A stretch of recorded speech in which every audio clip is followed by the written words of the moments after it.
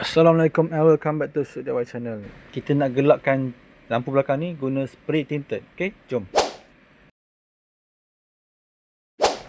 Yang ini spray tinted brand Boss ni. Untuk pembelian aku letak link dekat description ataupun ruangan komen. Harga dia tak mahal mana, bawah RM20 boleh beli dah.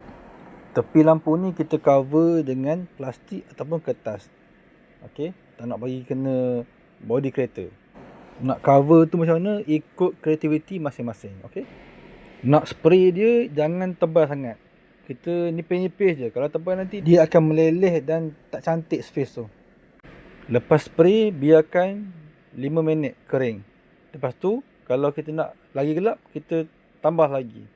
Okey, ni lepas lapisan pertama. Okey lah macam ni.